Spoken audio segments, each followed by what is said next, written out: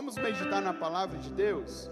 Hoje nós vamos ler o capítulo de número 1 e o versículo de número 5.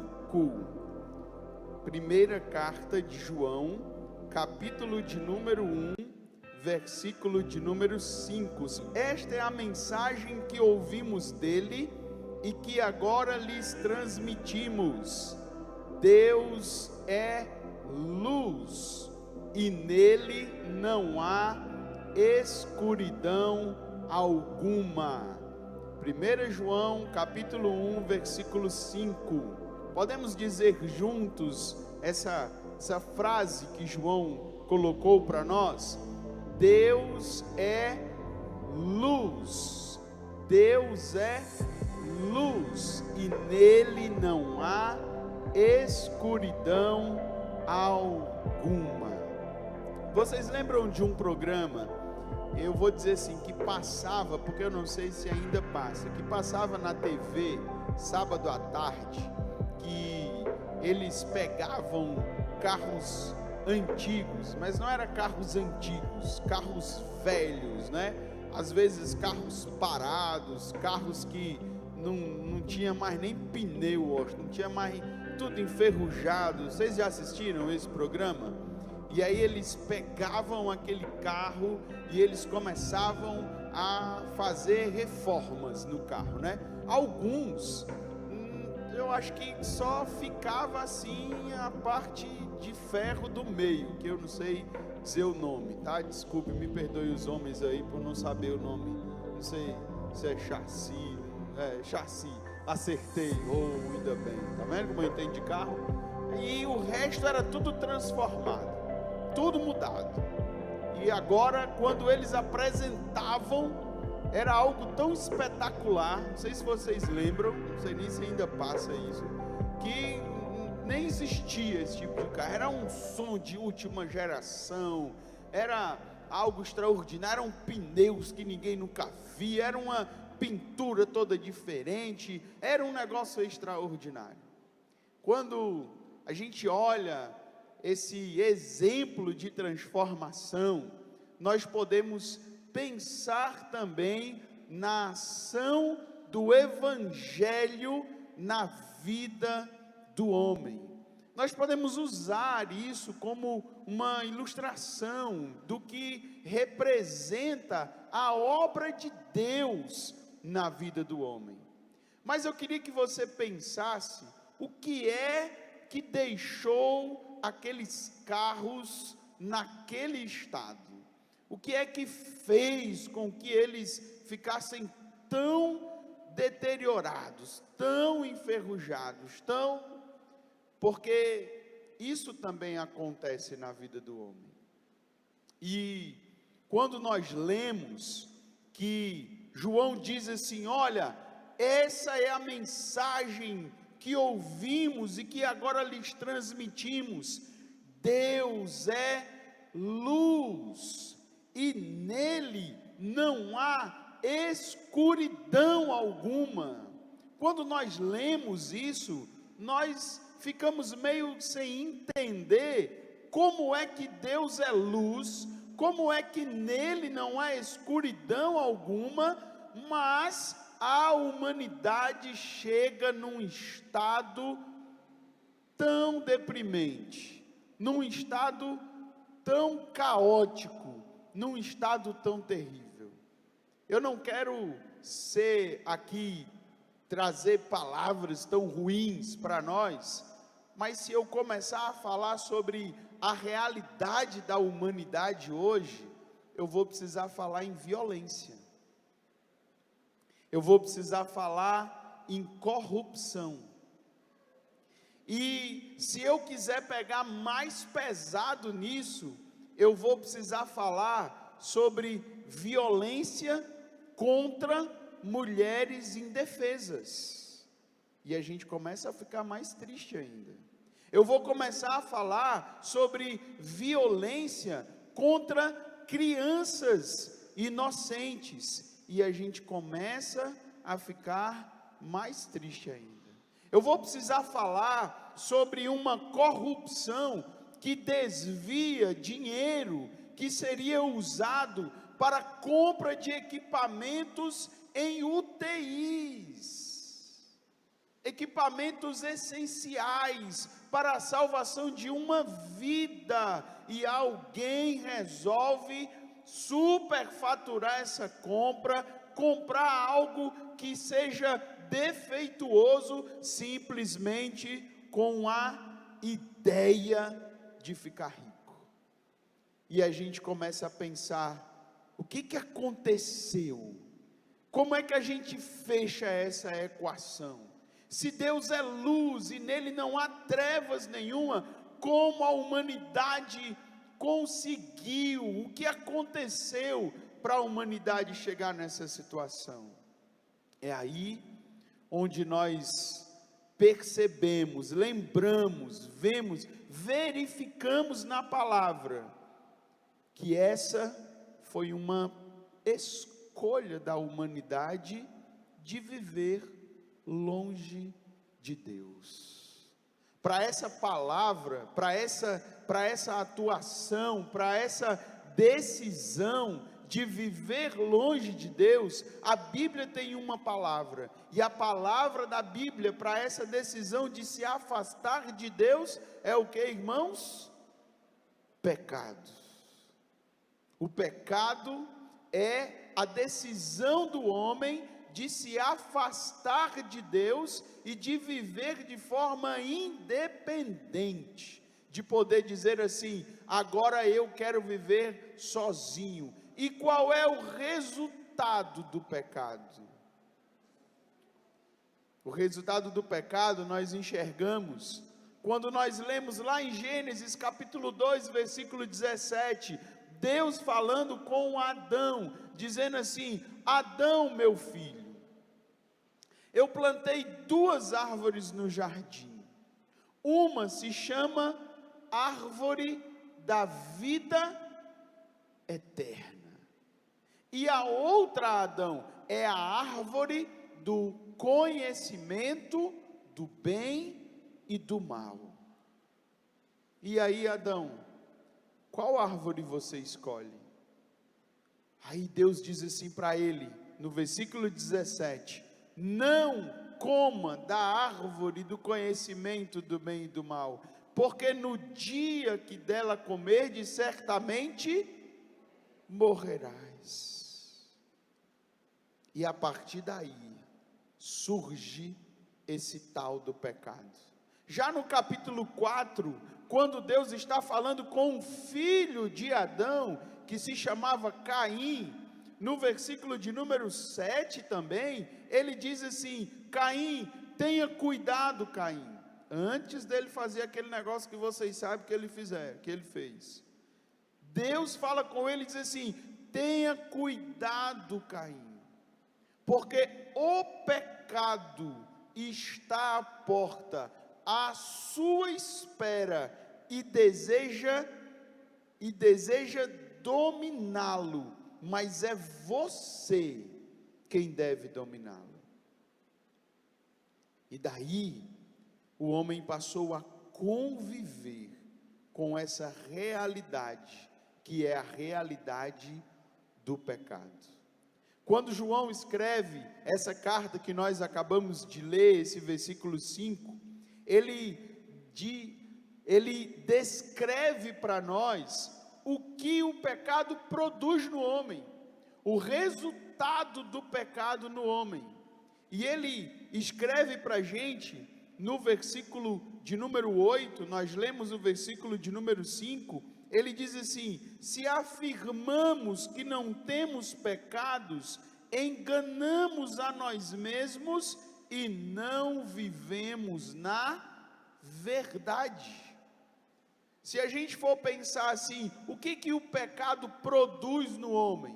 Nós já vimos que ele produz a morte, mas olha as características dessa morte, você começa a mentir. Tem um filme muito interessante, que se chama A Invenção da Mentira, eu acho que você encontra na Netflix. Eles fizeram lá uma obra de um lugar onde ninguém mentia. Eles nem sabiam o que era isso.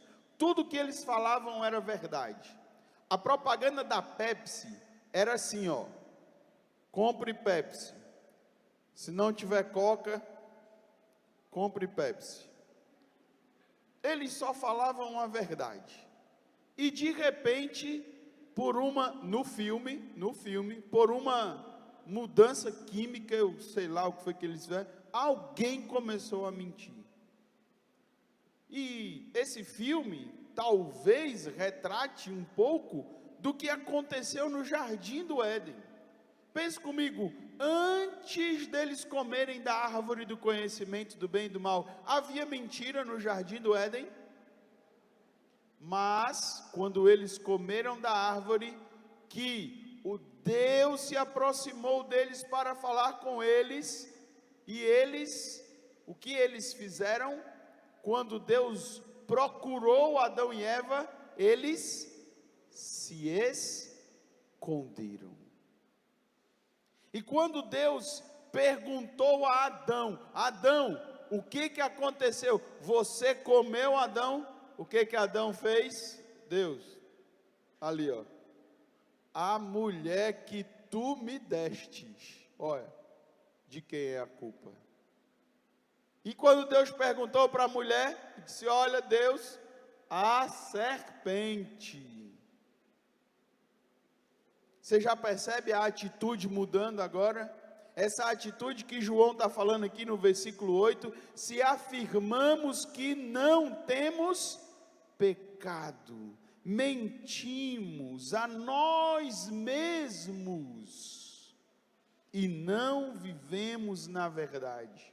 O pecado gera essa sensação em nós do auto-engano. Você está se prejudicando, você está fazendo algo que prejudica o seu casamento, prejudica os seus filhos, prejudica a sua saúde. E eu não posso falar muito de saúde, senão tem uns irmãos aqui que já vão dizer: é isso mesmo, ó. Tá lembrando do açúcar? Ó o sal, viu? Esse negócio de, ó o refrigerante. Mas a gente diz o quê? Diz: não tem problema, não tem pecado. A mentira é o resultado do pecado. João diz que o pecado, ele também tem outro efeito. Nós até vimos de manhã no capítulo 2, versículo 15, porque João diz assim: não amem este mundo, nem as coisas que ele oferece, pois quando amam o mundo, o amor do Pai não está em vocês. O pecado gera em nós o amor para o mundo. Percebe que Adão e Eva deixaram de olhar para Deus, para o jardim de Deus, para as coisas maravilhosas que Deus tinha preparado para eles, para começar a ver o que essa árvore pode nos oferecer, o que nós podemos ter aqui. E é muito interessante, irmãos, me permitam fazer um link entre o que João escreveu aqui e o que está registrado lá em Gênesis. Lá em Gênesis, quando a serpente tentou Eva, no capítulo de número 3, a Bíblia diz que Eva, ela olhou, olha o versículo de número 6, eu vou ler para você, Gênesis capítulo 3, versículo 6, diz assim: a mulher viu que a árvore era linda, e que seu fruto parecia delicioso, e desejou a sabedoria que ele lhe daria. Moisés, escrevendo Gênesis, coloca 3 coisas aqui quando Eva foi tentada. Ela viu a árvore, ela viu que seu fruto ela desejou a delícia do fruto, e ela desejou também a sabedoria que a árvore lhe daria.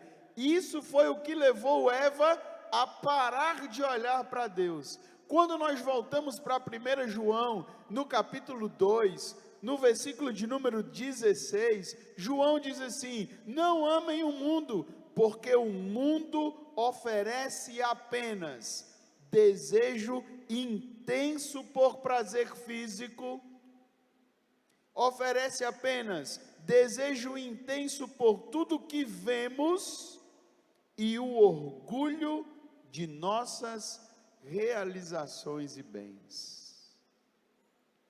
O pecado, ele tira os nossos olhos de Deus e coloca os nossos olhos no mundo. Deus não é mais a referência.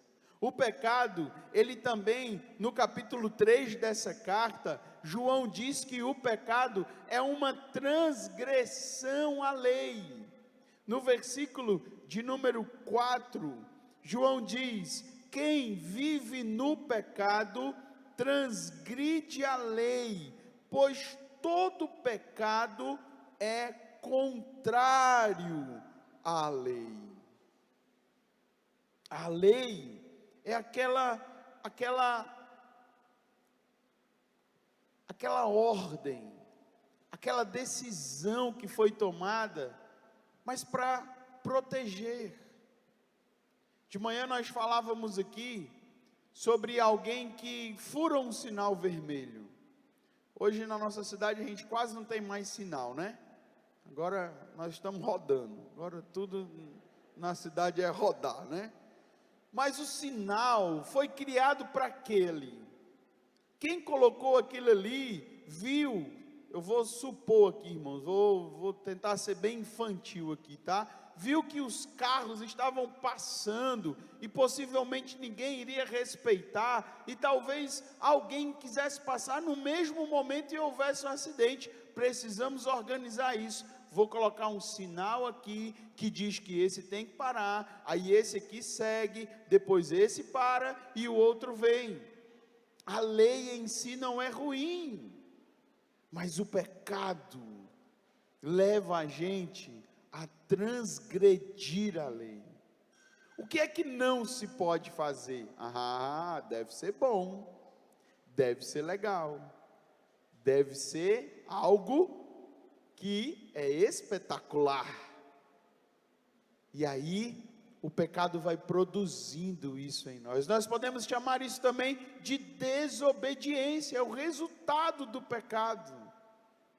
Mas ainda, João vai pegando mais pesado, irmãos, e ele chega ao ponto, nesse capítulo 3, no versículo de número 8, de dizer algo muito forte, muito forte. Ele diz assim: mas, quando continua a pecar, mostra que pertence ao diabo, pois o diabo peca desde o início. Olha que coisas terríveis. Eu diria a você, e eu estou até me sentindo mal até esse ponto aqui da mensagem, e eu acho que você também está se sentindo assim, porque você deve estar pensando: meu amigo, eu vim para a igreja hoje só para ouvir coisa ruim, então eu tinha ficado em casa, tinha ligado no jornal, que era muito melhor. Mas é uma informação necessária. Saber que quando nos afastamos de Deus, quando estamos distantes de Deus, quando não olhamos para Deus, nós podemos estar sujeitos à ação do diabo em nossas vidas. Misericórdia. João capítulo 10, Jesus está falando sobre ladrões, é um versículo tão conhecido, e a gente sabe ele de cor. A gente diz que o ladrão vem senão para... Olha que coisa terrível.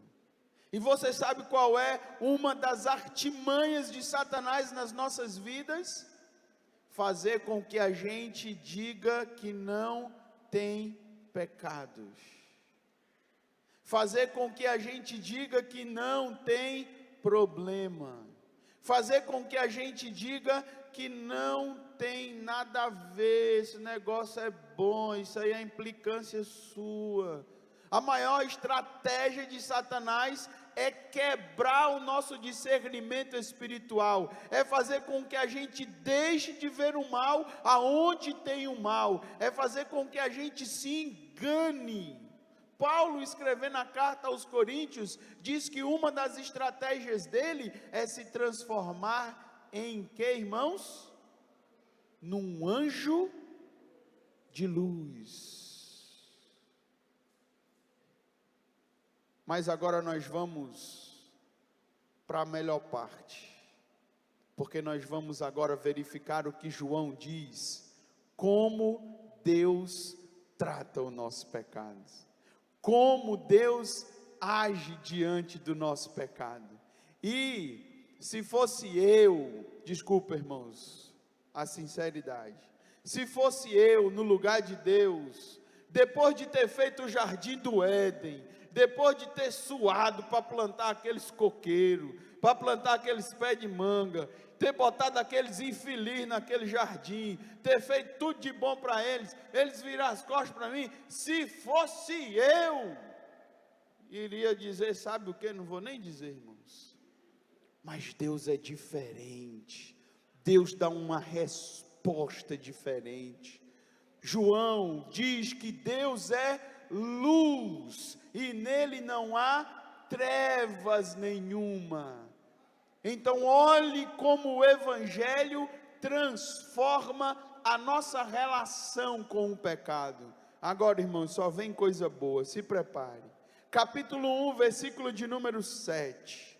Nós começamos com João dizendo algo maravilhoso. Ele diz assim, lá no finalzinho do versículo, ele diz assim: o sangue de Jesus, seu Filho, nos purifica de todo o pecado. Glória a Deus por isso. Mesmo que estejamos enlameados pelo pecado, mesmo que estejamos sujos, mesmo que nos sintamos culpados, o sangue de Jesus nos purifica de nosso pecado. Glória a Deus. João ainda diz mais, além de purificar, no versículo de número 9, nós lemos aqui, e Yasmin leu junto conosco, ele diz, se confessarmos os nossos pecados, olha aqui, pausa no versículo agora. Quando a gente vive no pecado, quando o pecado é a realidade maior da nossa vida, qual é a nossa atitude? Estou errado não. Quem está errado é você de me apontar. Ei, está olhando o que para a minha vida aí? Né? Vai olhar para a sua? Eu não tenho erro nenhum não, viu? Não tenho. Essa é a atitude quando eu estou no pecado. Mas quando eu chego na luz de Deus, olha que maravilha, irmãos, a minha atitude muda. E aí eu passo a confessar, Deus, é verdade, o Senhor sabe, eu não consigo mentir, eu tenho pecado mesmo, Senhor, eu sou peça ruim, Jesus, oh Senhor, minha língua, Senhor, é tão grande, o Senhor não tem uma tesoura do céu para me ajudar aí não, Senhor, eu vejo tanta coisa, Senhor, eu escuto umas coisas que não era para escutar, oh Senhor, eu olho com tanta inveja porque os outros têm, Senhor, meu coração às vezes é tão maldoso, Senhor, olhe, para me guardar rancor é daqui para ali, é só olhar errado para mim, pronto, já não quero mais conversa. Se confessarmos os nossos pecados, o que é que acontece, irmãos, no versículo 9, Ele é fiel e justo para perdoar os nossos pecados e nos purificar de toda injustiça. Glória a Deus por isso. Se até hoje o diabo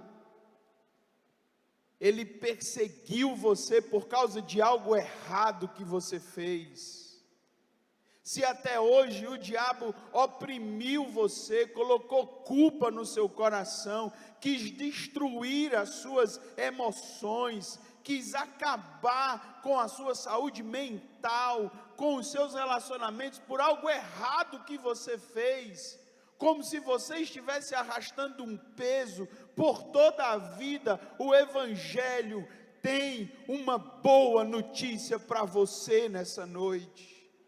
Se você confessar o seu pecado, se você arrependido do seu pecado, se prostrar diante de Deus e dizer: Senhor, eu fiz, mas eu não queria ter feito.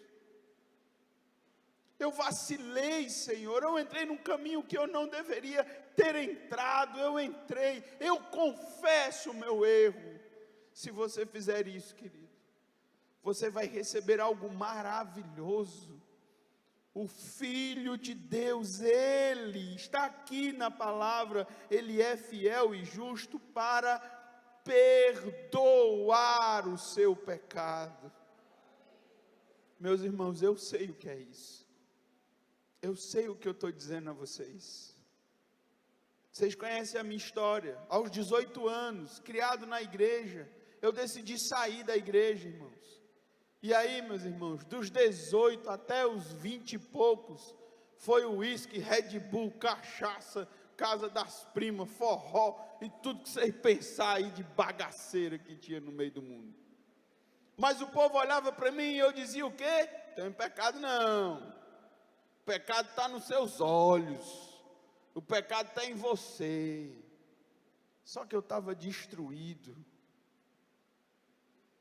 Mas eu me lembro do dia que eu confessei os meus pecados. Oh, irmãos, homem não chora não, nem bebe água, viu? Nesse dia eu parecia um menino. Chorei, sabe aquele choro que lava a alma? Sabe aquele choro que você não controla, que está ali fazendo um efeito? Esse foi o meu encontro com Jesus. E o que Ele estava fazendo era purificando e perdoando os meus pecados. Eu sei o que eu fiz, eu sei o que eu errei, mas não tenho mais culpa no meu coração, porque Jesus entregou a vida dele por mim. O Evangelho transformou a minha relação com o pecado. Glória a Deus por isso. Você pode experimentar isso hoje. Eu tinha um gerente, essa época da minha vida, essa época negra, foi em Fortaleza. E eu trabalhava numa loja e tinha um gerente, que depois que eu me converti, eu voltei lá, tive a oportunidade de visitá-lo, e eu fui todo alegre. Seu Mário, olha aqui, seu Mário, me converti, voltei para os caminhos do Senhor, estou no seminário, vou virar pastor, seu Mário. Sabe o que foi que ele disse para mim? Ele disse assim: Diogo, no dia que eu estiver passando em frente a uma igreja, e você estiver pregando lá naquela igreja, eu vou entrar nessa igreja e dizer: não escute esse caba safado não, que isso é um cachaceiro sem vergonha, eu conheço a vida dele. Seu Mário diz isso porque ele não leu ainda 1 João capítulo 1, versículo 9, se confessarmos os nossos pecados, Ele é fiel e justo para perdoar os nossos pecados e nos purificar de toda injustiça. Seu Mário diz isso porque ele não leu Romanos capítulo 8, versículo 1, que diz que nenhuma condenação há para os que estão em Cristo Jesus, que não vivem mais segundo a carne, mas segundo o Espírito, porque o Evangelho transforma o pecador, o Evangelho transforma a nossa relação com o pecado. Para fechar, irmãos, no capítulo 2, no versículo 1, João diz assim: meus filhinhos, eu escrevo-lhes estas coisas para que vocês não pequem. Se contudo alguém pecar, olha como Deus trata o nosso pecado. A gente está aqui numa noite maravilhosa. Você talvez já esteja falando com Deus e dizendo: Senhor, eu confesso o meu pecado diante de Ti. Senhor, eu quero o Teu perdão. Mas de repente, nessa semana, agora na semana, aconteceu uma coisa errada e você pecou de novo. E agora o que eu faço? Olha aqui o que está escrito, versículo 1. Se alguém pecar, olha irmãos, olha que notícia maravilhosa do Evangelho. Temos um advogado que defende nossa causa diante do Pai, Jesus Cristo, aquele que é justo. Você já pensou nisso? Você já pensou nessa cena? Em vez de você estar aqui se sentindo mal por algo de errado que você fez, foi um vacilo, você não programou, deu errado. Se você olhar para o céu, você vai ver, segundo essa cena que nós acabamos de ler, Jesus ao lado de Deus dizendo: Pai, nós podemos redimi-lo, nós podemos perdoá-lo, porque eu fui à cruz do Calvário. João diz no versículo 2, Ele mesmo é o sacrifício para o perdão de nossos pecados, e não apenas de nossos pecados, mas dos pecados de todo o mundo. O Evangelho transforma a nossa relação com o pecado.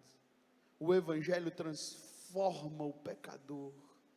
O Evangelho é a boa notícia do que Jesus fez para restaurar o nosso relacionamento com Deus. Agora chegou a hora de você falar com Deus diante dessa verdade. Chegou a hora de você abrir o seu coração para Deus. E eu queria que você fosse muito sincero e muito sincera. Se você tem algo no seu coração que pesa, se você tem algo na sua vida que até hoje estava escondido, se você tem algo na sua mente que você realmente se arrepende, fale com Deus nessa noite. Fale com Deus para receber as bênçãos desse sacrifício maravilhoso de Jesus por você. Receba a boa notícia do Evangelho. Se você olha para a sua vida e você faz uma autoanálise dizendo assim: moço, tudo que o Senhor falou, esse negócio de pecado aí, eu estou vivendo na minha vida, moço. Moço, isso é uma realidade, eu me sinto distante de Deus. Esse pode ser o momento de poder você dizer assim: mas eu quero essa boa notícia do Evangelho. Eu quero desfrutar do que Jesus fez. Eu quero restaurar o meu relacionamento com Deus. E nessa oração que vamos fazer, você pode falar isso com Deus. Eu queria também, por último, dizer a você que você pode agora andar com Deus sem medo do pecado, sem medo do diabo. Ah, como eu gostei quando eu li o capítulo 3 e o versículo de número 9. Aqui, João, ainda o finalzinho do versículo 8. Deixa eu ler o 8 inteiro. O 8, ele é metade ruim, porque João diz assim: mas quando continua a pecar, mostra que pertence ao diabo, pois o diabo peca desde o início. Aí João traz uma boa notícia e diz: por isso o Filho de Deus veio destruir as obras do diabo. Você não precisa ter medo do diabo, você não precisa ter medo se você vai errar, você não precisa andar pensando que o pecado vai ser mais uma regra na sua vida. Olha o versículo de número 9, João diz assim: aquele que é nascido de Deus não vive no pecado. Simplesmente, olha o que João diz: pois a vida de Deus está nele. Logo, não pode continuar a pecar, pois é nascido de Deus, e Deus é luz, e nele não há treva alguma. Eu vou chamar o nosso louvor aqui, porque eles cantaram uma canção de manhã maravilhosa. Eles cantaram uma canção que dizia assim: o teu sangue leva-me além. O teu sangue foi o que me purificou e foi o que fez a diferença em minha vida. Vocês conhecem esse hino, nós vamos cantar juntos. E além dessa parte, tem uma parte maravilhosa, que o escritor dessa canção, ele diz assim: eu sou livre, eu sou livre. E eu queria que você pudesse cantar também essa expressão, porque o Evangelho já transformou a sua vida.